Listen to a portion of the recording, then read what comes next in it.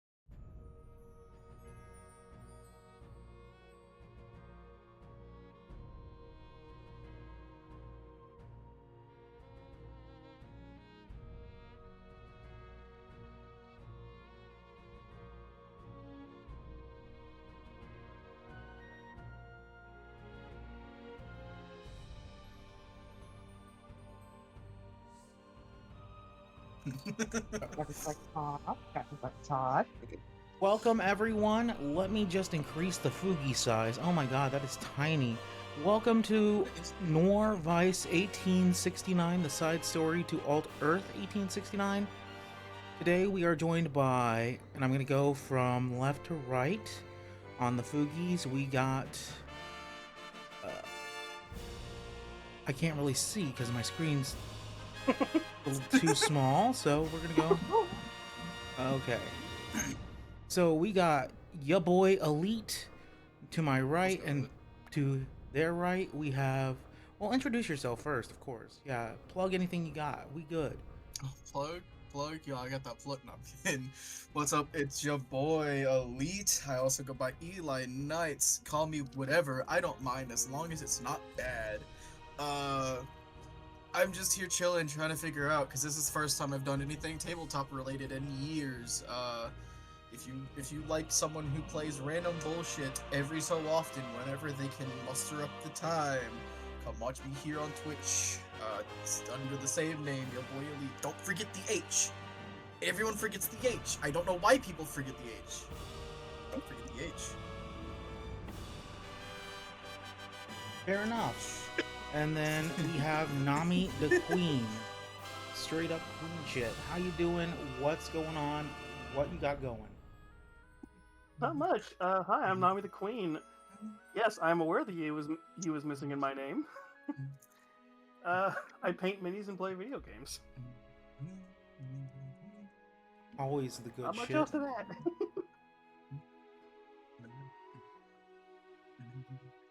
that. And then to the right of Nami the Queen, my right, we have Sulfuro Samsara, a longtime friend of the channel. How you doing, Sulf? What's going on with you? Doing well. My name is Sulfuro Samsara. I'm kind of sort of playing my own character in this. You'll see in a bit. But anyway, I generally stream variety games. Generally, just either chill or high action, just whatever I'm feeling like at that moment. Notably, starting next week, literally tomorrow, I believe at this rate, I will be starting a charity stream with some others of the Gremlin Squad, where I'm going to be playing Risk of Rain a bunch for supporting the National MS Society for Stream to End MS. And later on, not later on in the month, I will also be in a Dead by Daylight championship, or so like not charity, but like tournament. So that's fun. I'm gonna be a little bit busy this month. Nicey. And finally, we have Mamu Nebula. How you doing? What's going on with you? Hi, everybody. Nice to meet you. This is going to be my first time ever doing a tabletop thing. And I do, on the side, voice acting with my friends on Corchester, VA. Mostly just reading random stuff and singing a lot. Hopefully not in the shower where everybody listens. Nice.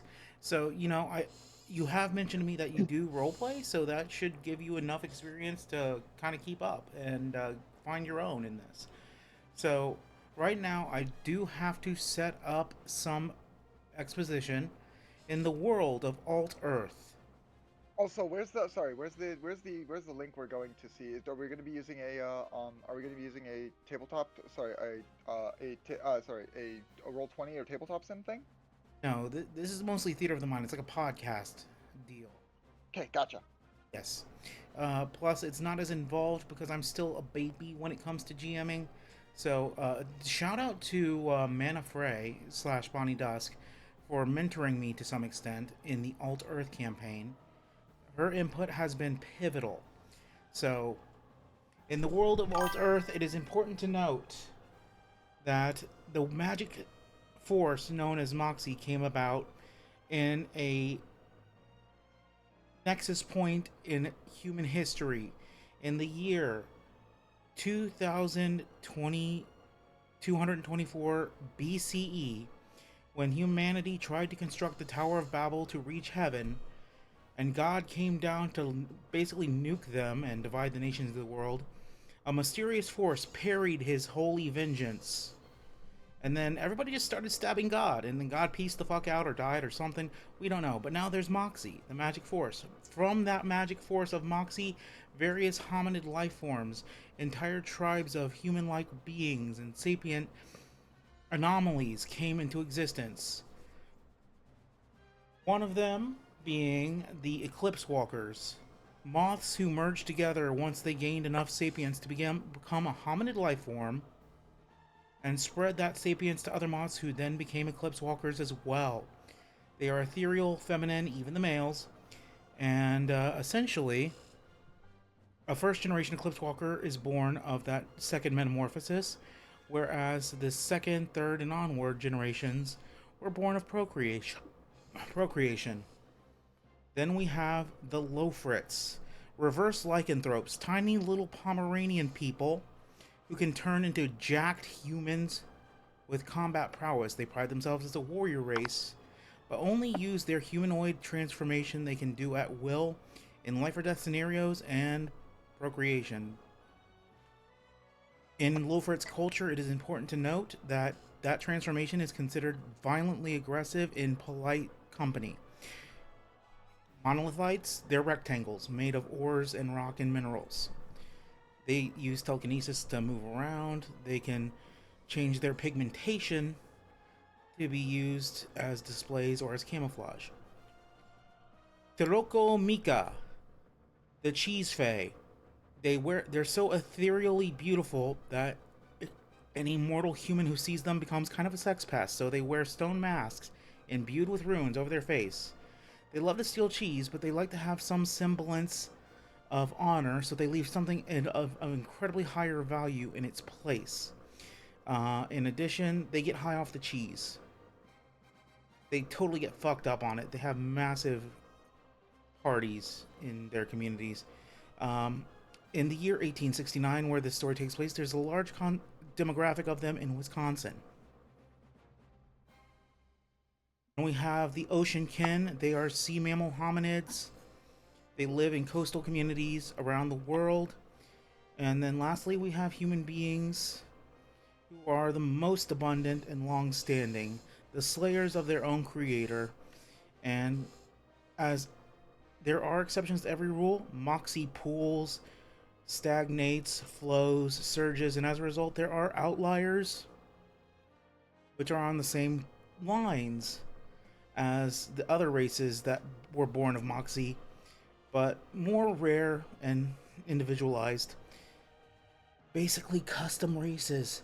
And then there's abominations, which will be enemies, threat agents. They're just violent and crazy. Any questions? Nope, none so far. Okay. No, I think I've got it. Okay, so we're gonna go over the character sheet. The appearance tab in the character sheet will be for original artwork or a brief description of their appearance. We're gonna start with Eli, aka Elite. And what are you going for in the appearance or aesthetic of your character? What race? What's going on with that? I was gonna go with Lofrits. I like the idea of a funny, scary Pomeranian. It just gravitated. Nice. Marines are so much fun. No, yeah. Yeah, they're cute. I actually created a small thing that I'm gonna just read through, or not read through, but kind of get the descriptors off of. Funny, very fluffy, cute. Orangey, gray Pomeranian type creature. Multicolor Pomeranian. The more humanoid form is kind of following suit, having gray and brown hair, with the outfit more so making out for the black coloration as well. So usually black suits or black attire. Has heterochromia, so they do have a right eye which is blue and a left eye which is brown. And sided, little edgy. It's not. Bit of a smoker. Give them some sort of flair. Decided. So, a little bit of bad habit. But I think that would, be a fun little taste of what a character could be. Kind of forward-headed, or not. That's not the right word.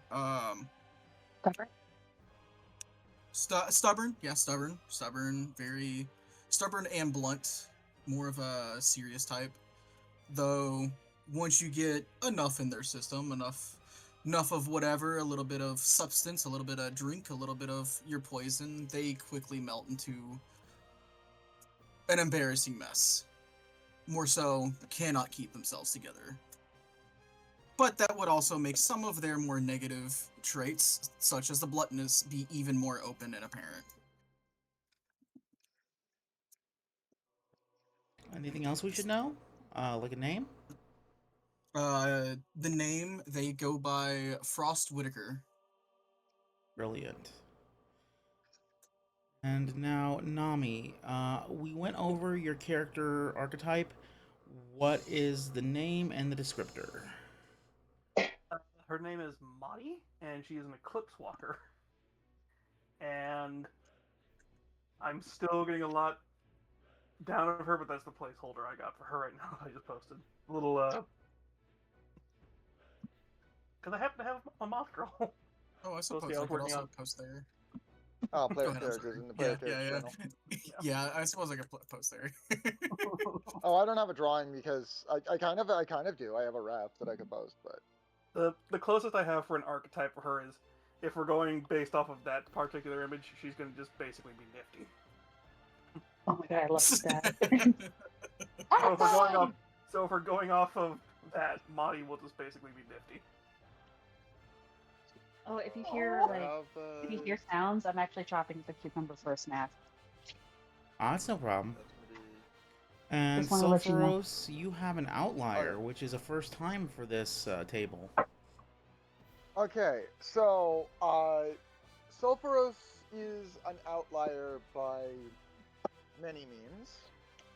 First off, in this world, because this is not the prime Sulfuros, this is a different one. This one does retain his memories through life and death, but this time it was because he was touched by Moxie. One life he kind of stumbled into one of the pools, and that was the effect. Over time, he was, by the way, in that life, he was just a human. But over time, as he remembered all these lives and gathered this kind of knowledge and expertise that most people would kill to get in a single life, eventually he runs into probably what would be considered another outlier, which would be a humanoid draconess. Let's just say he does the thing that bards always claim they can do and ends up as a dragon bonded, being someone who shares a body, who shares basically a fragment of someone's soul, fragment of a dragon's soul. So this can only be properly obtained via basically when full consent is given. So as a result, this would in essence be it's very rare. This is like once in several thousand lifetimes this ever happens. Because no one can really, come close to that level of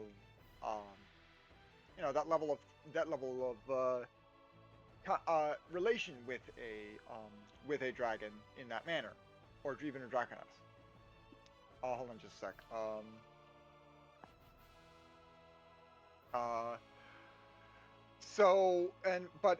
Over the time, he has specifically gathered a specific set of skills, specifically in terms of alchemy and magic, with using Moxie, and kind of melded the two together into something he calls thaumaturgy. As a result, he will carry around little trinkets and baubles containing various weird fluids that he can very quickly put together to make something on the fly. And as well, he has a marking under his eye that functions as a focus for telekinetic power.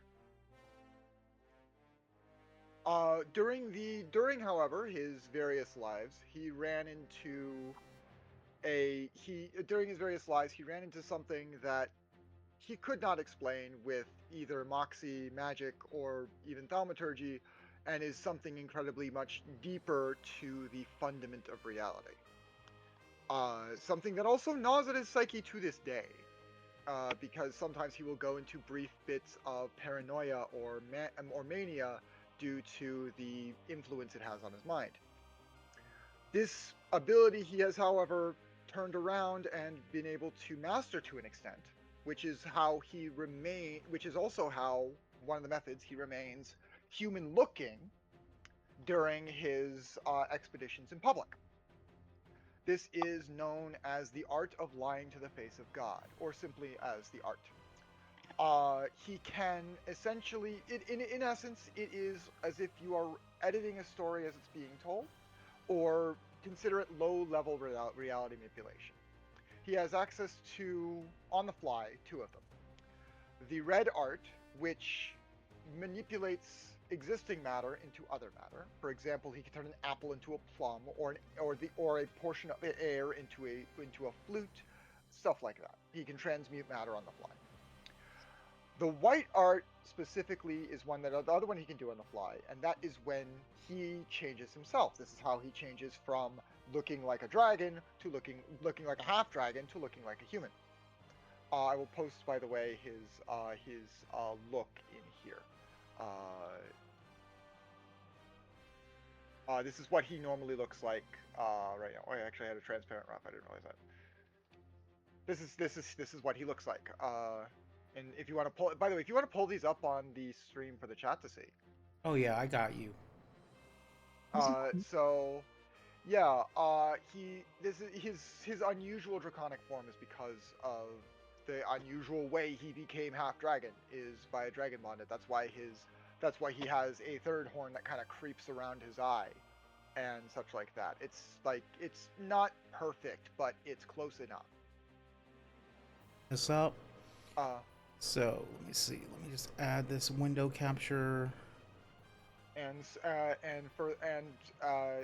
as a result, he is used. And this, by the way, has very much the ability for him to use the red art and the white art, as well as the other two arts that he cannot use on the fly. He needs more time for, which is the red white art, which affects another, with the white art, and the black art, which requires several days of crafting the most exquisite lie, which can make matter from nothing and also make entirely alternate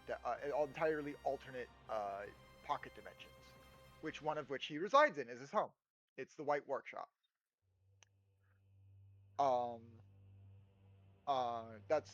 However, you might want to move the window just a little bit down. You're cutting off the top bit, just a little bit of the top. But yeah, he is a. But yeah, as a result, he is, and yeah, he's got his wing webbing is bone white, as well as his skin because of they are actually scales at that point when he's in this form. Patches of pale blue scales cover his cheeks and the sides of his body, from his chest sides down to his legs and down all over his feet. The reason why he wears heels is because in the back of those heels is actually hollow, because these are actually clawed feet.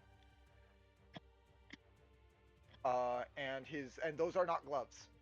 The best you can see are those rings on it. Those are those wrist rings, those deep hand rings, because those are actually pale blue claws. Those are actually attached to him. Nice. The robes he wears are just as durable, if not more so, than a Kevlar body vest, because of his thaumaturgical abilities. Although he doesn't need them as much because his scales can take pretty much anything those robes can. They're just there to kind of keep him decent. Right. So we're gonna go run back. Anyway, yeah. Scroll up so you can see the other ones too. Yeah, I'm doing that. I still love the fucking Angie Pomeranian. It's so adorable. Yeah, and what was that name again, so I can write it down? Elite. Oh, Frost Whitaker. Frost. Is it with an H? Yeah, with an H. With it, don't forget the H. Don't forget the H. WHITT. Don't forget the Oh, things come full circle. And finally, like creator, like creation. and then we're gonna check out Nami's character, Maddie. Mati. M-O-T-T. Oh, Mati. Okay. Got it. It also, how tall is she? I need to ask. We're gonna go 4 feet, just because. Oh no. So full disclosure, Self in his draconic form, he actually shrinks himself down when he goes human, is 7'8". If you include his horns, it's a full even 8 feet. Oh wow. I know I'm gonna deviate off. If we're going off of the placeholder image, she's gonna be 4 feet. If we're going off of if we feel like making her more like how Cass described walkers, I might make her bigger. Yeah. Just a little bit. Yep. 4 to 5 feet, I figured, just because it's like little chaos goblin. I can't think of Pomeranians now without thinking about the new Pokemon trailer for Winds and Waves and that. Fucking what was it? Pom Bomb. Pom Bomb. I have decided my starter. It's literally just a Pomeranian. So I could It's me for just real. find a Pomeranian. I could find like if I had a Pomeranian owned, I could just spray it with fucking orange pet dye, and I have a Pombon. You have no idea how tempted I was last second to think, could I just do Pom-Pom and get away with it? I was stupid tempted. I'll be so honest. You probably could have, and no one would have thought of it. I decided against it. It was too on the nose, but I love Ellie, that little. I definitely I gotta send you something. It's a YouTube channel where it's about grooming dogs. There's this episode where they grow 2 Pomeranian puppies. It is just the cutest thing. Oh, send that shit my way. We're a little bit off. Anyway, yeah, we're getting off topic. I guess it's my turn. Yep, Mamu, who is you and what are you gonna be and what's their name? Okay, you said there's like the divergence, right? Where it's like they're The Outliers. okay, so she is an outlier. She's basically my persona. And, I don't know if this is gonna make Nami happy or pissed off, but this is her again, or me, Mamu Nebula, who is half moth and half honeybee. Half what? Sorry. Honeybee. Honeybee. She's half honeybee. Also, I like that. That's awesome. So so yeah, She's so pudgy. She's adorable. she's very fluffy. So basically, she resides in Wisconsin and is a honey maker, but is very known for her ability to calm people when they're in like very enraged states. They basically go to her when they want to calm down. Like if you're having a panic attack or you're just pissed off at the world, you go to her, she talks to you, and you walk out like, when was I ever this calm in my life? But there is a little attribute she has. If you look up in the corner of her little sheet here, she makes galactic honey and honey treats. They are all based off of the zodiacs that we see in the sky. So there's actually, fun thing, I actually have a picture of it, of the honey she makes. Nice. Let me just bring it up. I was Right about to here. say, while you're doing that, basically, There. my character is the one that pisses everybody off. Yours is the one that makes everybody happy. Hold on, wait. What if she makes honey during our cuspal season? Cuspal season was that? When there's two zodiacs are in the sky at the same time, because I'm a cusp, Virgo Libra. Well, they still come out different, but it actually depends on the flowers and the pollen that's in the air, or stardust, as she likes to call it. She even can make something called aurora honey, based on the aurora borealis. Her wings, as you can see there, though she can't fly, is what she uses to not only collect the pollen and stardust, she also uses it as a way to calm people down by wrapping them in her wings, which are constantly smelling of either wildflowers or lavender. She emits a natural lavender scent. And this works for her because of where she lives. She lives in the state of Wisconsin. And yes. So when they're exactly. Well, the thing is, she's also the type of person, like, if you're way too high to go anywhere, she gives you a place to stay and be safe. as long as you're not trying to make a move on her, because she is now. I'm not saying this out of spite. She's not celibate. She's ace. She is. Agasexual. Yep. Basically, If I she's recall asexual. Which So I yeah. recall correctly means that agosexual is they can experience sexual arousal, but they don't really desire it with another person. That's actually very accurate. Another way of saying it's aces that enjoy watching the act of sex. They just don't want to be a part of it. Kind of like most sports fans. They like watching it, they don't want to Oh, participate. I like that. Sorry about I the like that. humor. You're so right. But that's her, aka me, Mama Nebula. Nice. Okay, so what is the origin of her B characteristics? Since she is technically an Eclipse Walker. Well, basically Unknown. her mother is a honeybee that, well, the thing is, I like to think that honeybees live in colonies, but some of them do diverge. So basically her father being an Eclipse Walker, who just wanted the simple life, married her mother and had her brother Morpheus and her. Oh, that's brilliant. Very simple. Just very, very basic and simple. And yes, her brother is named Morpheus. Her father's name is Andy, short for Andromedus. I love. So I'm noting there Morpheus being the Roman god of sleep. Yep. But Which she we- likes which to just we- call her. She calls her brother Mo for short. Mo, brother Mo. Yeah. Exactly. I love that she takes care of people who get high, because the Tiroko Mika are highly concentrated in Wisconsin for obvious reasons, and cheese fucks them up pretty fucking hard. Yeah. So if she finds like any of them laying out like just stone in the gutter, she drives them back to her little cottage where she actually has a separate little shack where she calls the fairy shack, and she just lays them there and just lets them come down from their high in a safe place before making them a cup of tea, getting them all sobered up, and sending them back out. Nice. That's why So- she's so, also earned the yeah. she's also earned the nickname of Mama Nebula, or the play on her name of Mamu, that everyone calls her Mama. Aww. Self is also similarly like caretakerly. If you want to use the term motherly, then yeah, that can work. Even if he's a he. In fact, he also uses his wings, even though they are somewhat functional. They're not vestigial. It takes a lot for him to actually use them to fly. He would rather telekinesis himself up. But they can be used to glide as well. He also uses them to wrap people up if they're feeling sad and stuff. And it's very warm, and it smells distinctly of cinnamon actually. There's one to cover from being warmth. and there's one little trait she likes showing off to people. She's a belly dancer. Oh. Yeah. Well, it actually makes sense if you look at how bees communicate. They communicate through dancing, Mhm. and they mostly shake their thorax. So you kind of get why she belly dances. It's her way of communication when words fail her. Aww. And those with the right knowledge could in theory translate it. Yes, in theory, but at the same time, dance can be interpreted in many other ways. It's more of an artistic expression of hers. Hmm. So she's what was it? It was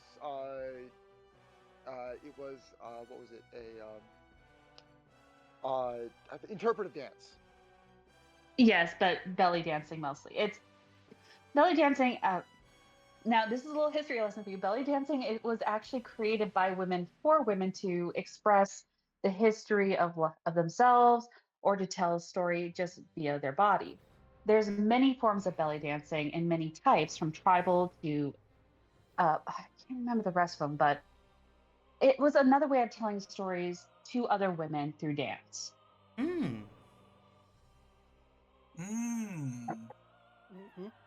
Right. So there's an important note that we do have to address. So Okay. this campaign is called NOIR /Weiss 1869. And I've been taking notes on your characters, how they operate, and their backstories, where they're from. So, as the GM, I will assign 2 of you, based on your character's dynamics, to NOIR, which is a vigilante organization that relies on espionage and reconnaissance to hold evildoers accountable. And the NOIR agents in this campaign will be Elite and Nami. Right. So these organizations will be working in tandem for a good reason, which will be revealed in session 1. But Sulfuros, however, and Mamu Nebula will be working with Vice, which is the vigilante organization that protects regular citizens from injustice and cruelty. They work in tandem for the same goal in different methodologies. So once we get into session 1, your characters will be given a professional designation, but that's to be decided later. So right now, we're going to go into some exposition. So I'm going to get my map out, because I have some stuff planned. It's theater of the mind, but I still need to have my notes. So what I'm going to do here is close this and go to my Google Drive. And okay, here we go. So you find yourselves in a camp, and I gotta get my map. I accidentally closed it. Drive. I should have had that open. I do apologize, everyone. So Take your time. Still a fledgling GM. Why am I getting flashbacks of Legends of Adventures here? I know, right? Okay, so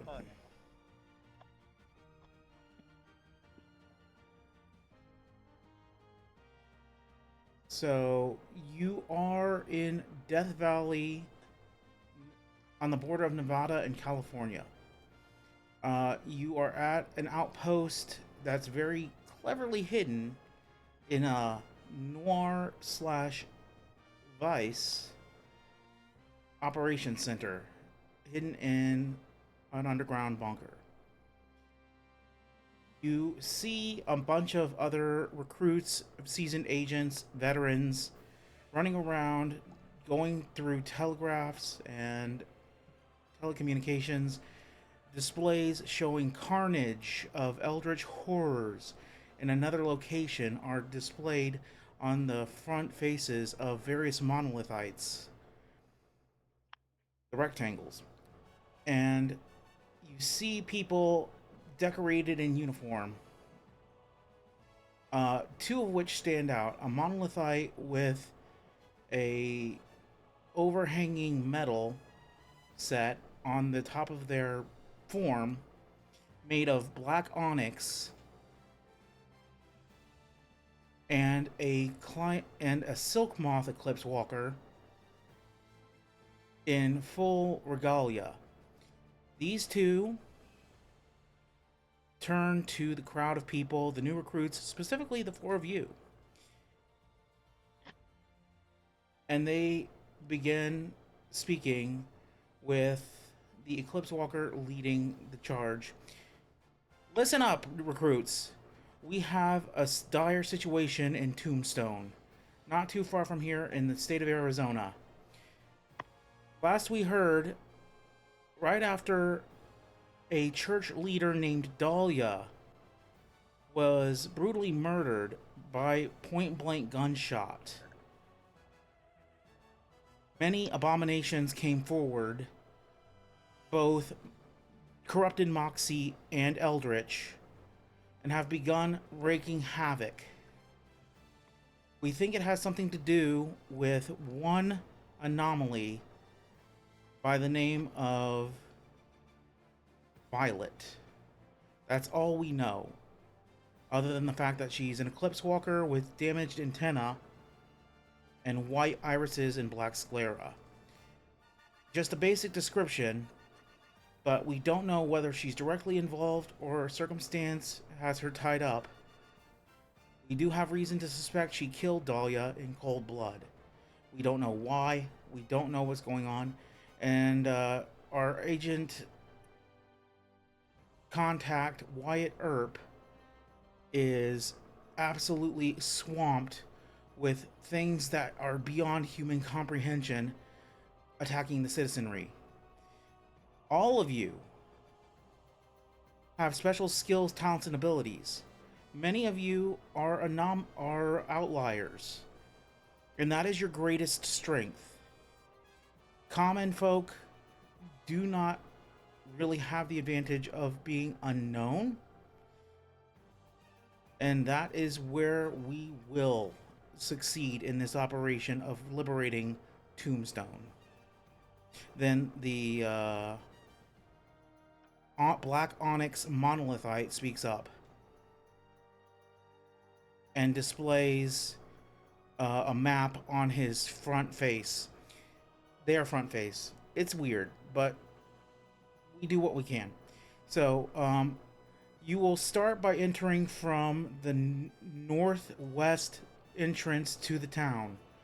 You want to be undetected as possible. You might want to go through the silver mines. Any questions? No, ma'am. No. Seems pretty clear to me. Okay, so we have approximately 72 hours before the operation begins. We have agents on the ground opening fire on the abominations. Be at ease, but report back here at 0600 in 3 days. And there is a raid coming in. Will do, ma'am. Oh, wow. Thank you for the raid, Save State. Yo, welcome, welcome. We are doing our Session 0 of NOIR WEISS 1869, the side story to Alt Earth. And I appreciate you. I'm going to do a shout out real quick. / shout out. Save. Can't forget the 3. State _ state with a 4. How you doing? What did you get up to? How you been? Like, real talk, if you have to bounce, that's cool, but if you want to stay, we're doing our best here. Next Fest Gaming, Next Fest nice Gaming. demos. Yep, games and demos, yeah. Yes. So, while we're on break from the briefing, we do have to dole out your stats. So, Yes. I want you all to think very carefully about this. Based on your skills, talents, and abilities, you have the ability to assign a total of 7 dots across 6 abilities. Brawn, which is physical strength. Intelligence, which is self-explanatory. Charm, which is equivalent to charisma. Agility, your ability to move quickly and change direction on a dime. Wit, which is kind of like a subtle ability to think on your feet with it like adjustment. What?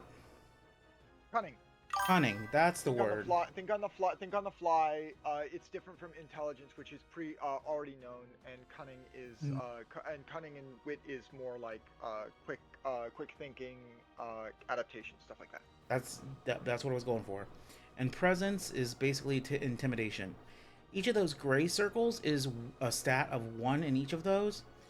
So basically just dot those out. We're on an honor system. I will suggest that you upload your character sheets to the Discord for my reference, but right now, since we're not using these entirely for the Session 0, we just have to configure them a little bit. Let me see. Get a pen I think here. I've got it figured out.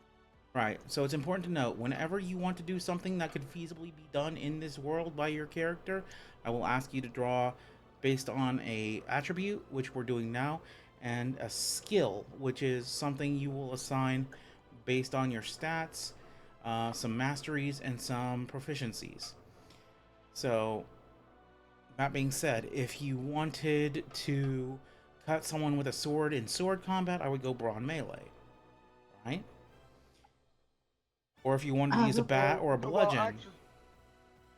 I would also say that, like, because it's generally like from what I've read of the rules, because let me like, I'm not going to try to explain for Kafka, but what I've read of the rules, it says it seems like if you're trying to finesse it, you could do agility, you could do agility melee if you want to do a finesse style fighting, and stuff like that, right? Right. And Save State says, I want to shout out my 3 favorite demos played while they figure that out. Only 2 of which were roguelikes. Oh, I love roguelikes. So yeah, so basically we just need to do these character sheets. We'll go into the bare bones of it in between session 0 and 1. Thank you, Nami.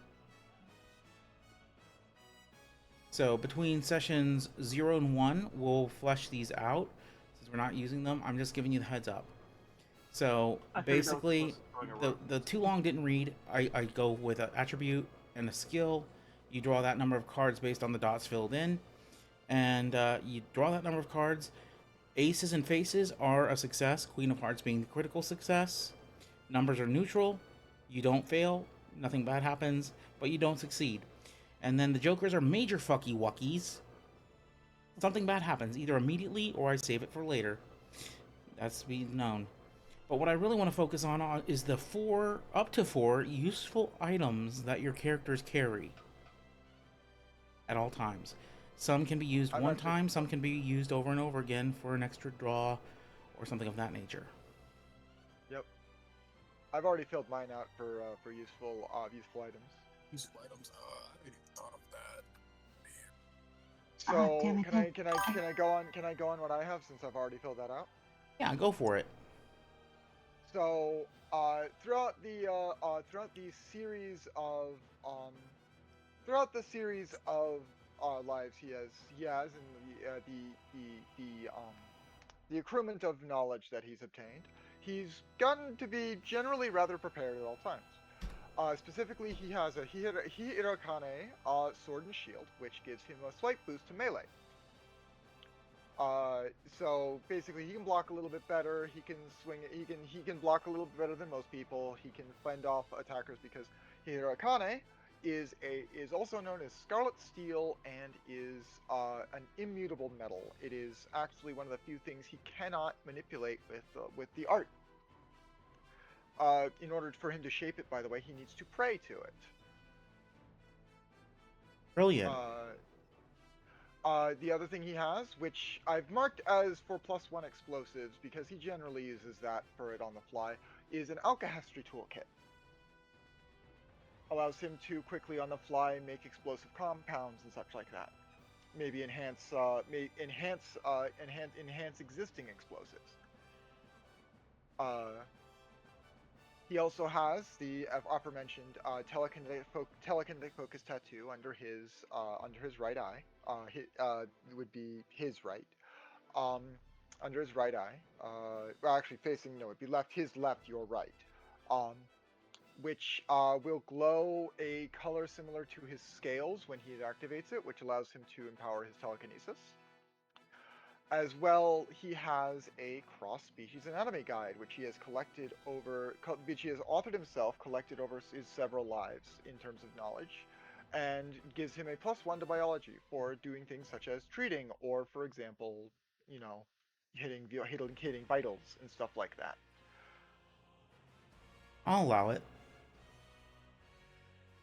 So it's just +1 biology mainly, but I would say I would basically be making a agility biology check for hitting a specific vital.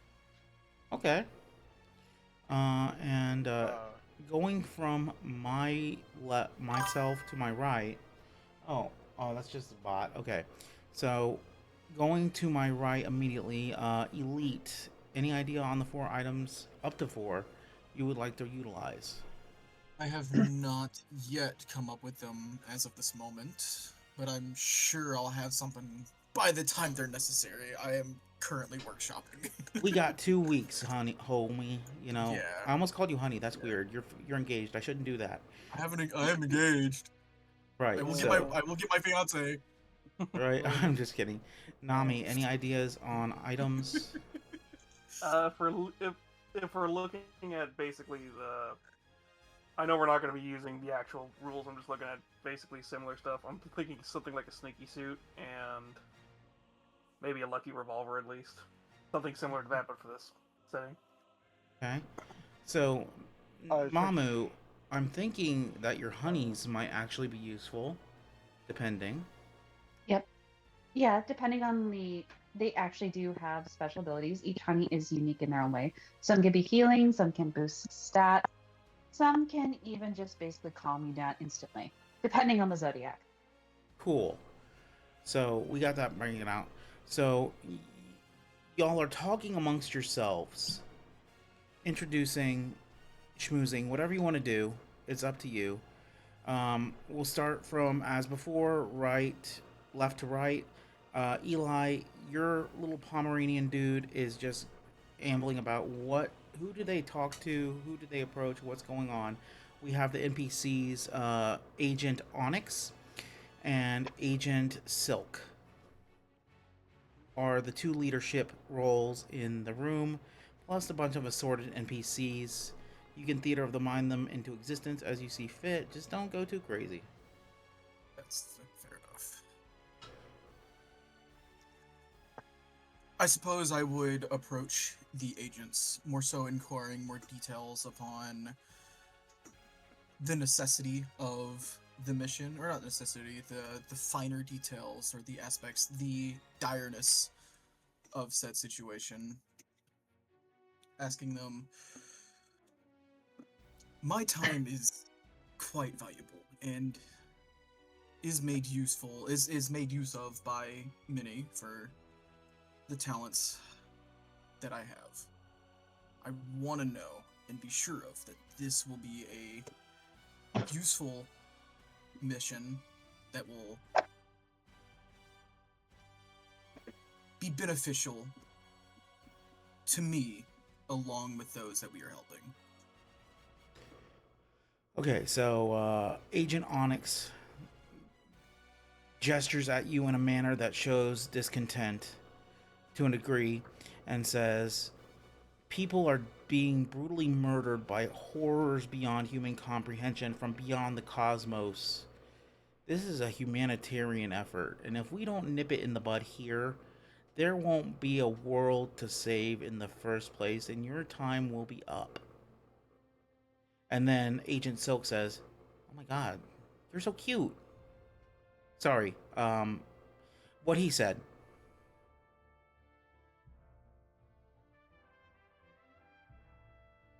If the situation is so dire, why only grab such a small, relatively small specialization of people?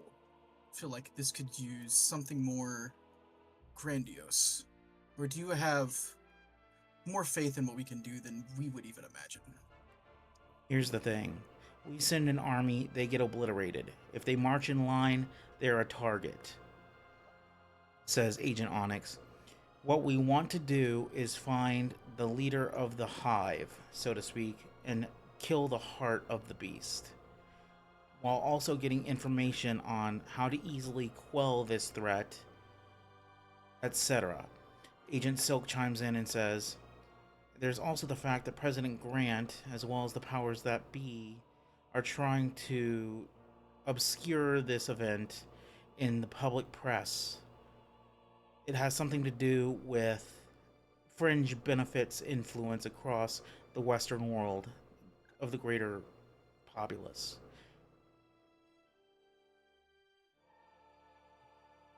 So basically, we're sacrifices. No. No. We want everybody to come back. Well, you said that out of character. Never mind. Yeah. Out of character, Vice Well, and Noir yeah. are not like that. Out of character. You don't know that. Your characters don't know that, but Out of, I'm going to yeah, be but, honest. out of character speak here. I'm pretty sure what the character's trying to get at is that an army is a hammer, we are a scalpel. Exactly. Oh, look, it's almost like I was unintentionally building a stealth character. Yes. Basically, an army is a hammer. It smashes up things. Yeah. It doesn't leave much behind. A scalpel is able to cut out specific parts of a thing to preserve and to examine and to interrogate later. Exactly. Yeah, but also out of character, aren't we mercenaries? Well, Kinda, here's the thing. I would say. You were recruited, and for whatever reason, and you can retcon those reasons, your characters agreed to help. Or were bribed, or were put under duress of a light nature. It's up to you how you want to write that. I'd say a really good one that might fit a situation such as this that would also fit the theme of how large of a scale this is in the world of that has been created. I could see it more of like a drafting issue. There's this many known mercs and people of talent. We picked out, whether it be at random or maybe at choice, but possibly largely at random, these people to send in to sacrifice behind the scenes, as I could see it.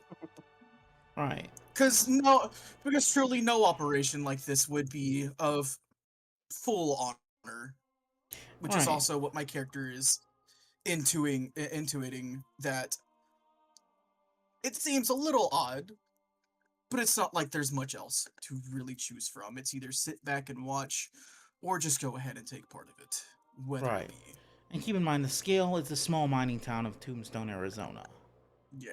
So it's not like New York or like Chicago. Yeah. In modern day. So, Suppose Frost would give the agents a pretty stern eye. If this operation is not to be a death wish and is truly of necessity, I'll give my needs. I'll give my talents and my time. Right. And then But agents... Sorry, I didn't mean to cut you off. At first notion... Yeah, no, you're fine. At first notion, I will preserve myself rather than others. I'm not going to be one of a sacrifice for a potentially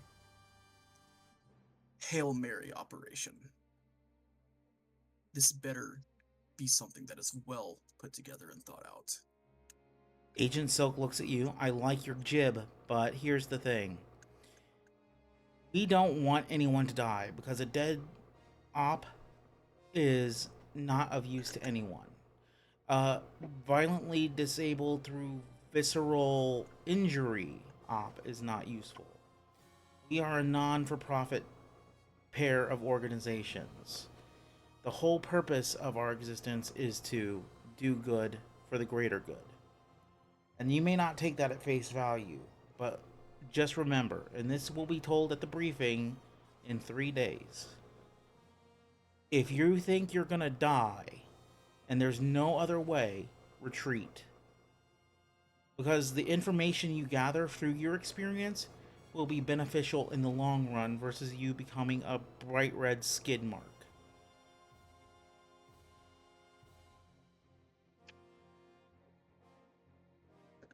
I wish for you to tell that to those other bright red skid marks that we have already allowed to be out in those fields, out in these operations. This better work, and I'll give my effort. Agent Onyx looks at you and says, bold of you to assume we're just sending people out and not doing legwork ourselves. Silk and I are going to lead the operation in practice once we go on the full guerrilla warfare offensive.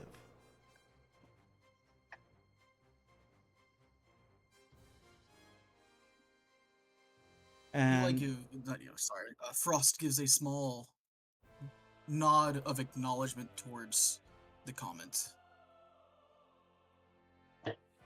Now, and retreats themselves. Matty, what are you doing in this scenario of just basic crowd gathering?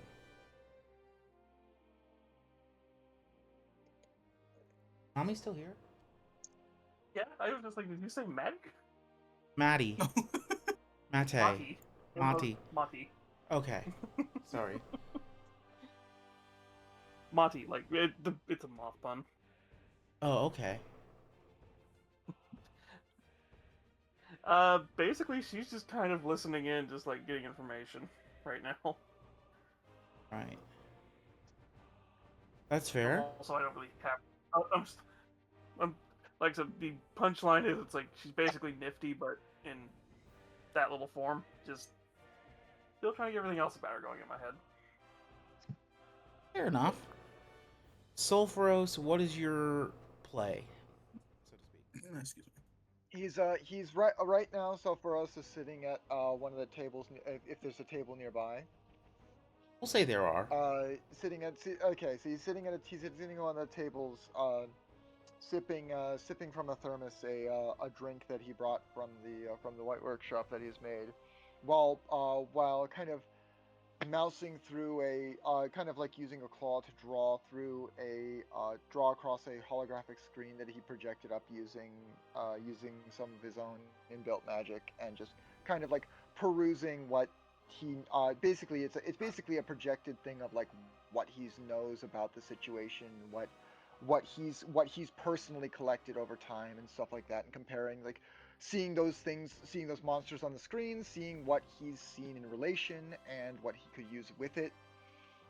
By the way, I'm more than willing to let someone else like kind of walk up and ask him about let one of the other characters walk up and ask him about it too. So he's kind of perusing these like information, stuff like that, and what he knows and what he can compare to what he's seen and what he can compare to what he already knows. He's just sipping from a thermos while he does this. Well, since we're going with that, my character kind of walks up and is more curious about the drink rather than what they're doing, and just calmly asks, "What is that you're drinking there?" Oh, hello, Mamu, was it? Yes, I am, this is just a little bit of tea, just keeping myself alert with it. It's from it's a special blend I made from plants I grew in my, from herbs I grew in my white workshop. And She leans he, down. he's, he, She leans over curiously and takes a tentative sniff. She can kind of notice the type of tea. I smell black tea it's in it. not, it's, first of all, it's not a black tea. It smells vaguely minty, but it does not smell like any sort of tea leaf that you have ever smelled before. It is something entirely different it is something entirely new and unique. Okay, so the moment she smells it, she kind of gets this weird look on her face, and she's trying to think. She sort of talks to herself like, it smells like mint, but it's not mint. I don't sense rubus either. Or white? It's I mir- haven't even nothing. it's mirth leaf. It's a tea that I've grown. Huh. She gently It's she motions down and she asks, "Do you mind if I sit with you?" Go ahead. I'm right now. I'm just kind of perusing what I've already I'm kind of perusing what I'm trying what I know already, and comparing it to what I can figure out myself, and so comparing it to what we've seen. Many lives leads you to find out many things about find out many things about things that aren't even of this world. Yeah. Let's just say I've seen beyond the vault before. Considering the people I am usually associated with, I can almost agree with that. He kind of like spreads out the holographic display a little bit so that Mamu can see, and kind of flicks down a thing that shows a picture of what they've already seen up on the board, and flicks down a similar Eldritch abomination on the side. These two, he taps them with two claws, kind of like almost making a almost hollow like like glass tap sound. These two are very similar. I wonder if they're related in some way. Might be able to use some of the same knowledge I know to strike vitals. They could be, but at the same time, they could be different and just share characteristics. You never know. I've encountered many theories like that Generally, that look similar, but he brings down another creature that he's seen before but not been seen. These ones he taps it. These are amorphous, so they don't really have any vitals to hit, but these ones, this style, he taps the one that he's familiar with. They do have static vitals, so it's arguably this one should have them in around the same place. She leans in more curiously, just listening, but at the same time, although it looks like she has a glossy look to her eyes, like she's bored, it's more like she's absorbing as much as she can. No vitals in those areas? That doesn't make sense, though. Unless, if you don't have vitals to hit, would an external source be an option to capture? Usually when there's no vitals to hit, I rely on elements.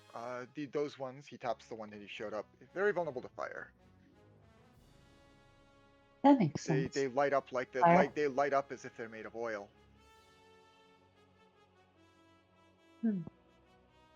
Burn down to a similar substance too.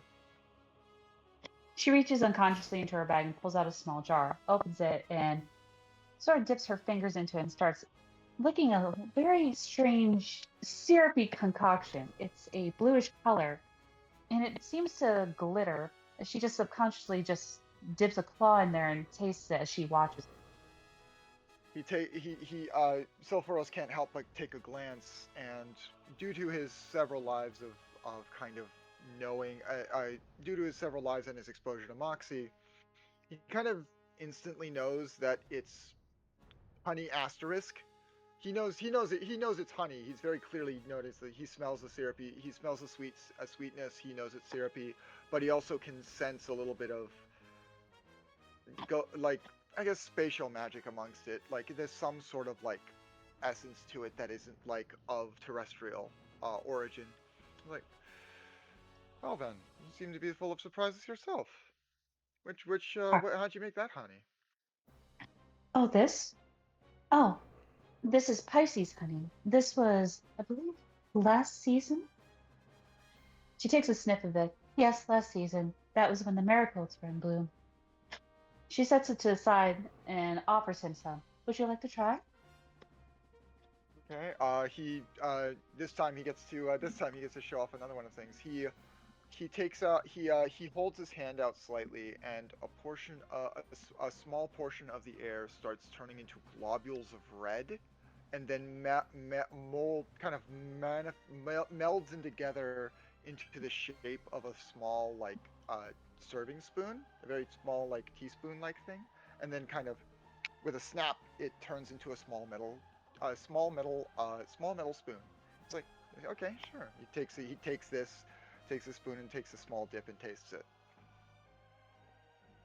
The taste of it has a very unique, almost bergamot taste, but at the same time can also almost taste the essence of what the Pisces personality is like.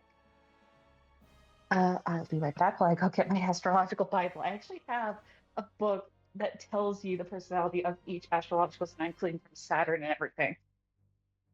Just gotta go grab it. Okay. So while Mamu is grabbing that astrology book, do Eli or you got it? That was fast. Yeah, I just had to. It was like literally 2 feet away from me.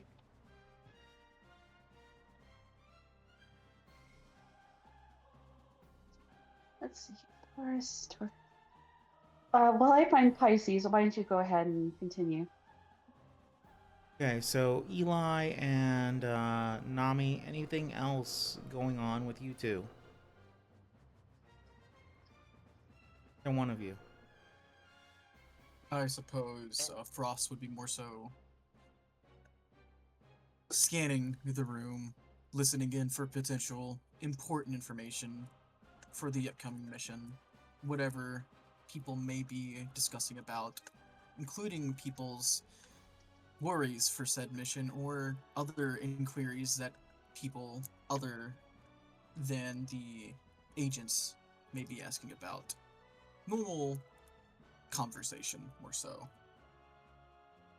Okay, so I will say that there is a oceankin woman who is very Amazonian in her stature, busty but also muscular from all that swimmer's build.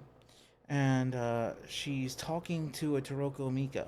The Toroko Mika is saying, "Oh man, what if we come out of this alive? I'm gonna buy so much goddamn cheese." And the Ocean Ken says, Mama. "Don't fucking blank your mind, idiot." Namu? Mama overhears this and just sighs. Oh, not another one. She just sighs hearing that, like, oh, for goodness sake, not another one. At this rate, I'll have to make 3 stacks. And then the Ocean Ken. A slight chuckle is a slight chuckle is self caught that, and it's like, well, you might be able to get them to help out after they sober up. True enough, I just don't like the fact that they have to use such an important food item as a way to get high. I don't even understand the complex of it. Honestly, I just like to dip cheese in my honey and be done with it. I don't get high off it. It's a good source of food, but Biology is weird. Right. It Toroko truly is. Mika do be, and this is out of character, do be physiologically high on cheese. It's not something they refine, it's something they just discovered through trial and error. Yo, that sounds completely out of character, and I'm sorry, but I feel like people would appreciate the reference. This is just Wallace and his cheese. Oh my god, I didn't even think of that. I think it's This is that just on Wallace and his steroids. cheese. Although I just realized, Oh my god. doesn't that make it where technically walkers could easily be distracted by lamps? I mean, I could retcon that in, but I'm probably not going to yet. Right, but here's the thing. The Ocean Ken talking to the Toroko Mika says, besides, it might not be that easy. I've heard tell that creatures from folklore made of crude oil are coming through. They are able to shapeshift, turn into weapons. Apparently, my aunt saw one in the downtown district of Tombstone by the old saloon. It even assimilated its partner and turned its arm into a Gatling gun. Apparently, an elderly Eclipse Walker cut it down before running to the Moxie engine station.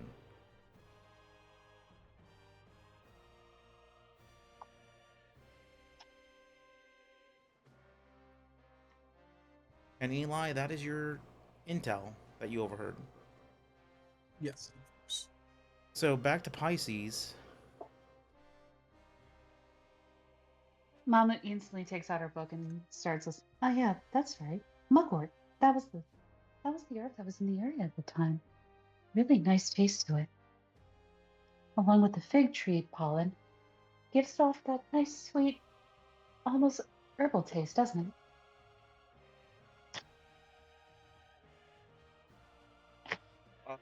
So, what was about that? What was about the personality side of it? Because that might actually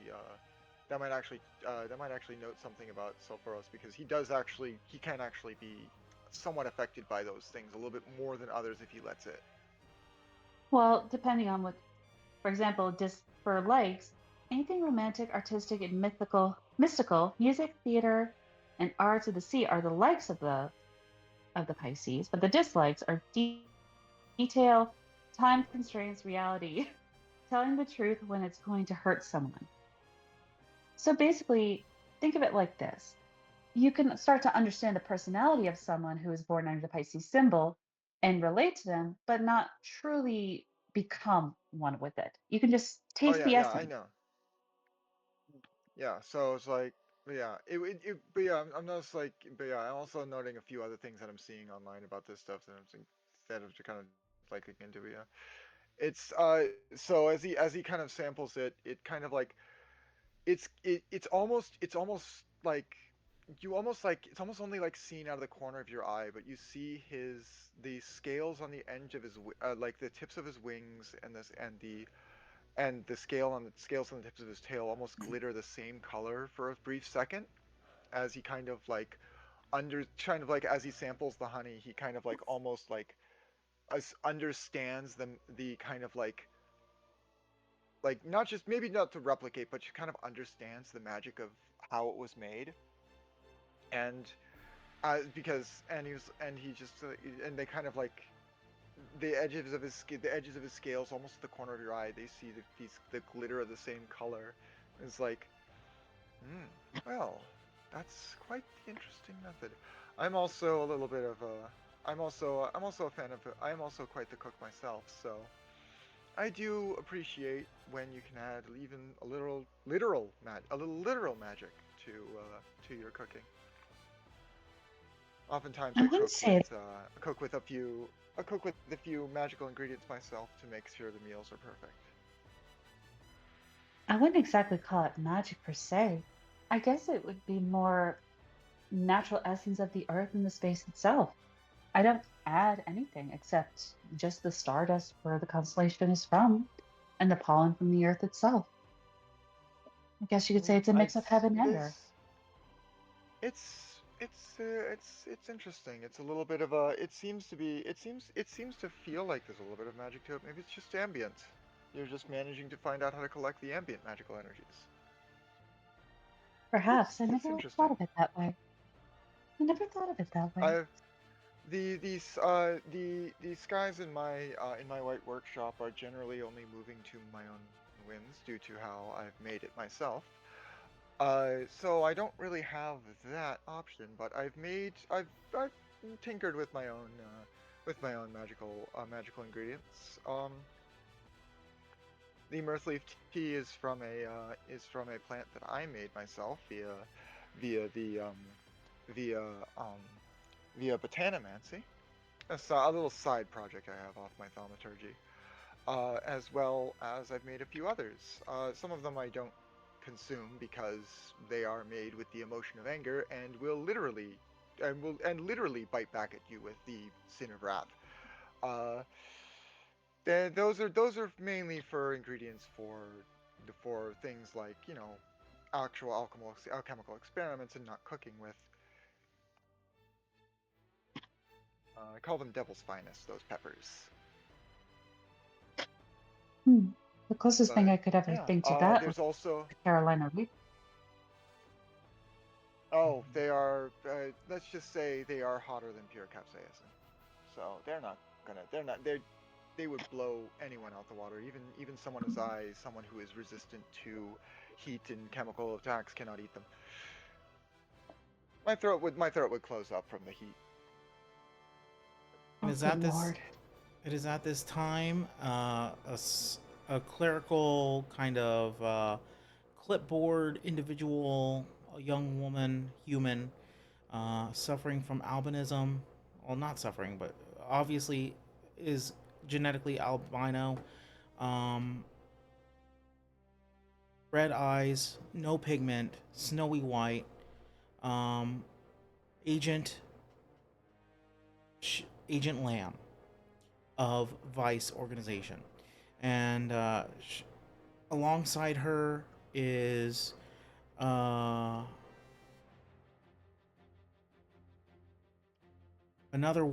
young man, African descent, completely shaven head with a goatee, green eyes, standing slightly taller than her, also with a clipboard. And he is Agent Inc. And together they gather the recruits into different lines based on the skills, talents, and abilities they have, their demeanor, their personality test, the refining of the team building. They call various mercenaries, volunteers from the crowd one by one. And then they call Mamu Nebula. That would be Agent Lamb calling you. and she says, Mamu Nebula, for this operation, your designation as a member of Vice, welcome aboard, will be Agent Cloud. Prepare for the Agent operation in 3 Cloudman? days. What? Sorry, Agent Cloudman? Agent Cloud, yes. He was.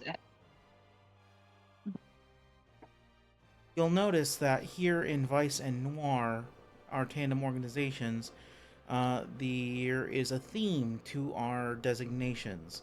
We're not taking away your name, but in the professional capacity of this operation, you will be using that designation. Are we clear? Yes. Awesome. You will be on medic duty, just basic healing and triage. You will be reporting to, she checks the clipboard, Sulfuro Samsara. He stands up and collapses the display by literally clapping his hands around it. Poofs into a little bit of magical dust that also dissipates away, and he stands up and moves towards the people who called him. Okay, Agent Lamb looks at her clipboard. Mr. Samsara, we are designating you as your call sign, Agent Quartz.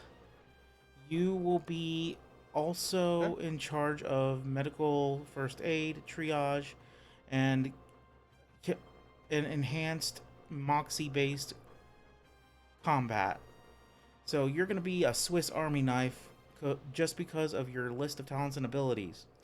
Welcome aboard. Thank you very much. Yep, best too much suited to my ability. Thank you very much, ma'am. Very, very much, ma'am. No problem. And then I'll Agent... do my best. Sorry? I was just saying I'll do my best. And then Agent Lamb says, I know you will, because the only other option is not ideal for any of us. And then Agent Ink pipes up, looking at his clipboard. Frost Whitaker.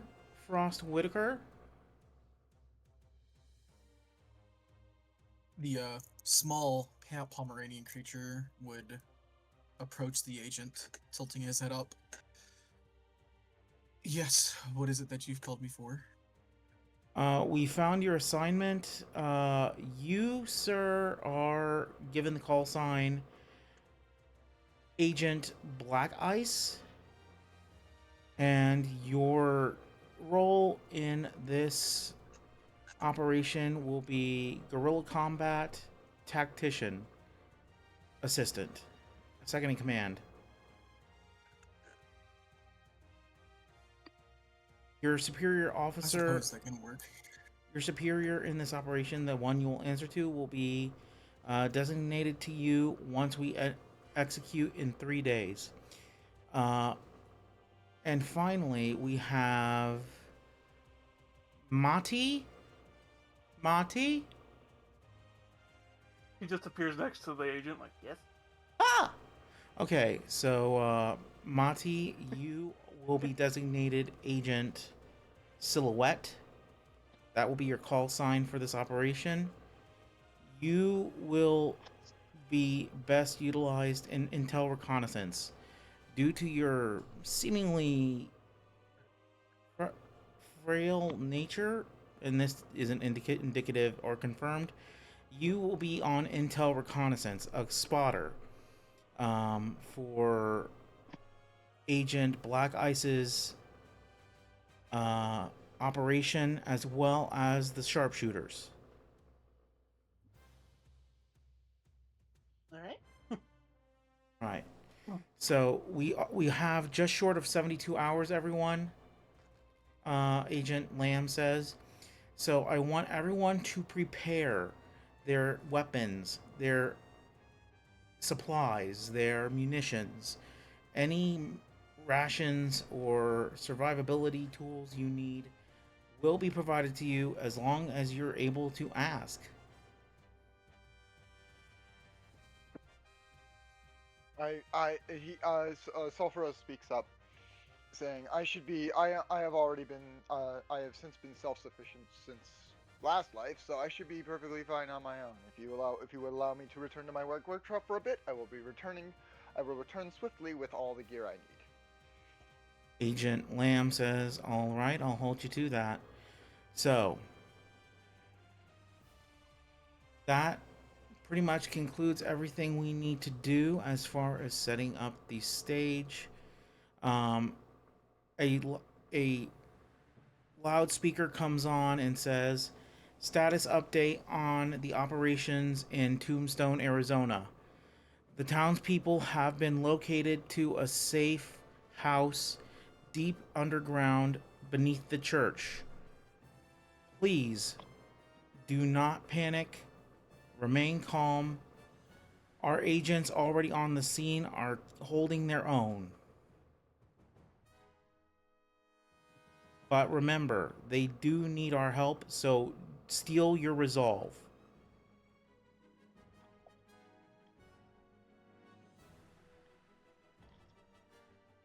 Leave no man behind. As the announcement finishes off, Sulfuros walks over to seemingly seemingly strange corner where no one really is. Takes out a claw and just drags it down. Thus, like shoots it downwards, opening up a door into a what seems to be a kind of like rip almost in reality, where it's a verdant field with a bright white atelier in the center of it. Walks in, closes behind him, and not a few seconds later, out another one opens up right where he exited. He comes out with a bright red sword and shield, as well as a belt containing a belt on his robes now containing various files and equipment, as well as a little thing with a booklet on his belt as well.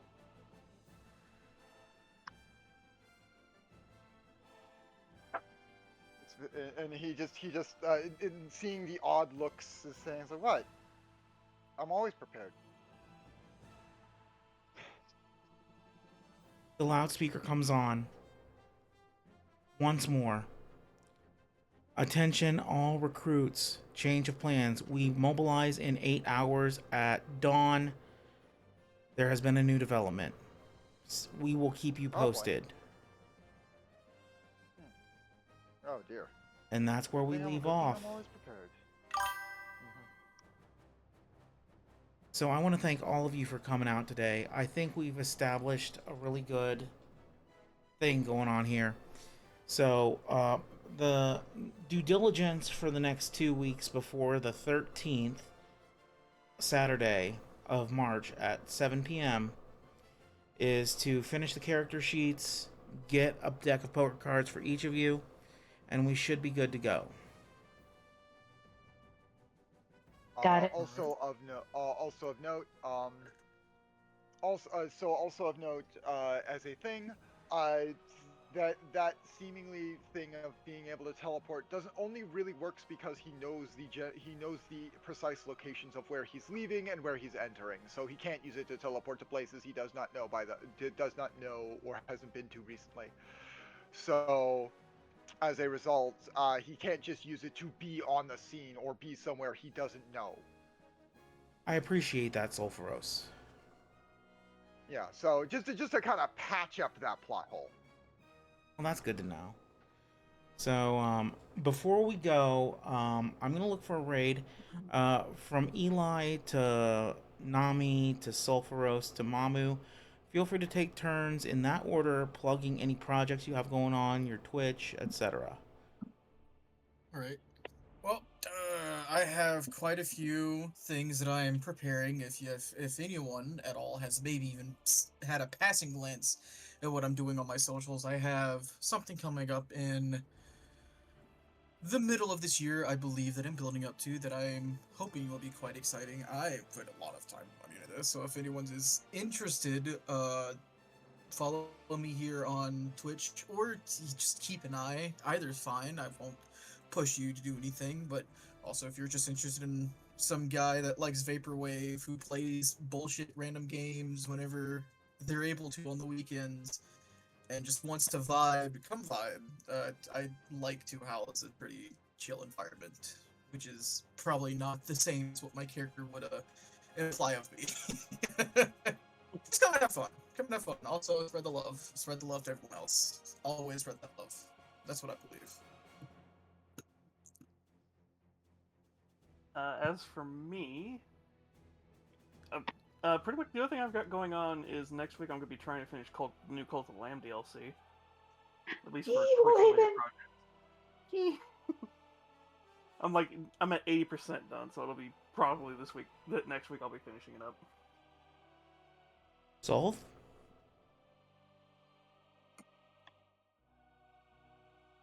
Like I said, I have projects, it's just they're not Twitch projects.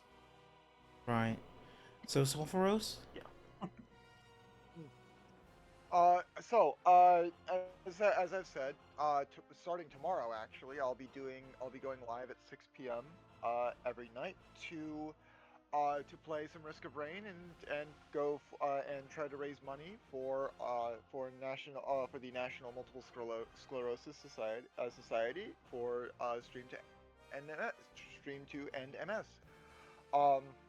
Pretty nasty disease where your immune system starts attacking the myelin sheaths of your nerves and eventually basically cuts through them, and you start end stage of that disorder is autoimmune disease is basically complete paralysis.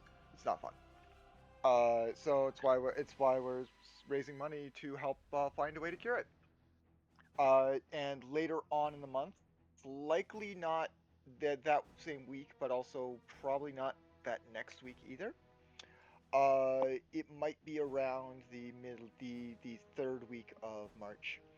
I will be maybe not streaming on my own, but I will be part of a Dead by Daylight charity tournament, where I'll be going up against a bunch of other people, among Gremlin Squad or not, because the first one is with the Gremlin Squad too, a nice little VTuber group I've kind of been working with a lot that have been helping me out a lot. They're also the reason why I hit affiliate too. That I'm gonna be streaming. However, I'm gonna be doing on a Dead by Daylight tournament. I do not know what the charity is for, but I'll make sure to bug them about that in the future. Because it is a charity event. I'll need to check in with Rose. But yeah, this is gonna be a little busy month for me. Normally, I don't stream often because it's just I generally just stream when I have a reason to, and I haven't had a reason to recently, but now I do. And Mamu. So yeah. So as I mentioned before, I do voice acting as a hobby. I'm part of what's called the Jester Cast on YouTube. This spring, we will be reading the scripts from Disney classics from the Renaissance age. Monday, we'll be reading the script of The Little Mermaid. So if you want to revisit your childhood and listen to us try to reenact the characters, come on in. It'll be on Awesome YouTube sauce. around... Yep, it'll be on YouTube. Jestercast VA. Or Nice. Court Jester VA, I should